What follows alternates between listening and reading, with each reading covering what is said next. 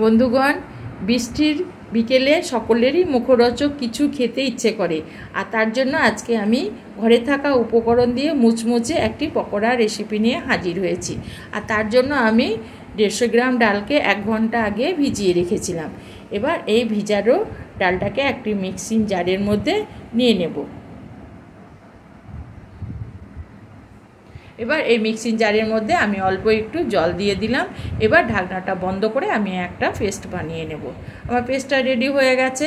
এবার এখানে আমি কিছু গুঁড়ো মশলা ব্যবহার করব, যার মধ্যে আছে 1/2 চামচের একটু কম কালো গোলমরিচ গুঁড়ো, আর 4টে কুচনো কাঁচা লঙ্কা, আর 1/2 চামচের কম চিলি ফ্লেক্স, আর দিয়ে দিলাম 1/2 চামচ ভাজা জিরে গুঁড়ো, আর অল্প একটু ধনে গুঁড়ো, আর এখানে দিয়ে দেব 1/2 চামচ চাট মশলা, আর 1/2 চামচ আদা রসুন বাটা।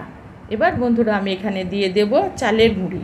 আমি 2 চামচ চালের গুঁড়ি এখানে দিয়ে দিলাম, আর দিয়ে দেব স্বাদ মতো লবণ, আর 2 চামচ আমি সাদা তেল দিয়ে দিলাম। এবার সমস্ত উপকরণগুলোকে আমি চামচ দিয়ে ভালো করে মিশিয়ে নেব।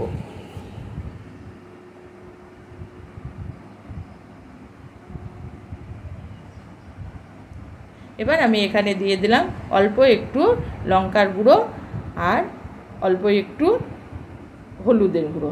আবারও আমি এগুলোকেও ভালো করে মিশিয়ে নেব মসুরির ডাল বাটার সঙ্গে।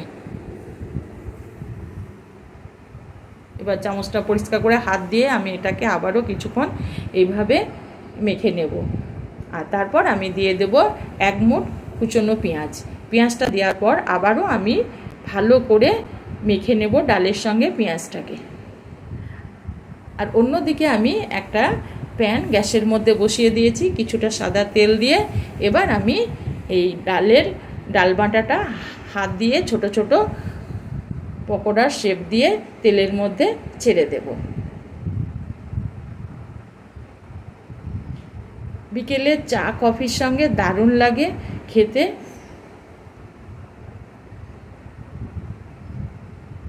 সমস্ত ডাল বাটাগুলো এভাবে আমি ছোট ছোট পকোড়ার সাইজ করে দিয়ে দিলাম।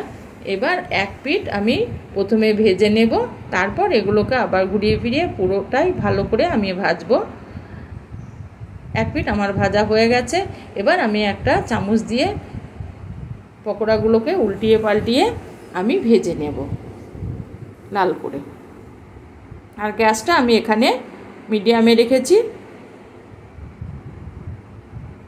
এইভাবে ঘুরিয়ে ফিরিয়ে আমি পকোড়াগুলোকে ভাজবো।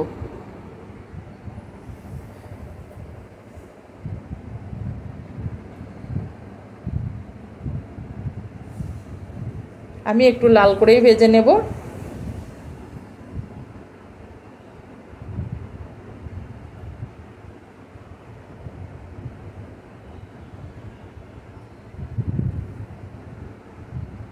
আর গ্যাসটা এই অবস্থায় বাড়ালে চলবে না, তাহলে উপরটা পুড়ে যাবে আর ভিতরটা কাঁচা হয়ে থাকবে। এভাবে মিডিয়াম হিটে আমি এগুলোকে লাল করে ভেজে নেব।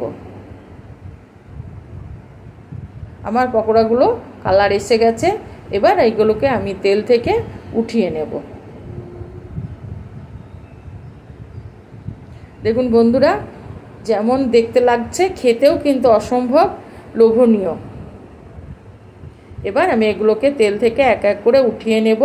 আবারও বাকি যে মসুরি বাটাটা বা পেস্টটা আছে সেগুলোকে আমি ছোট ছোট করে পকোড়ার সাইজ শেপ দিয়ে তেলের মধ্যে দিয়ে দিলাম।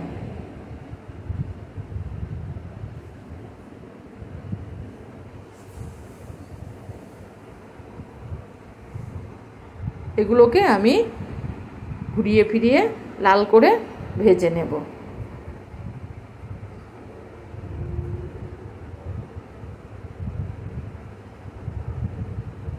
আর যদি আমার ভিডিওটা ভালো লাগে তবে একটা লাইক করবেন, আর অনেক অনেক করে শেয়ার করে দেবেন, আর সাবস্ক্রাইব করে আমার চ্যানেলটির পাশে থাকবেন।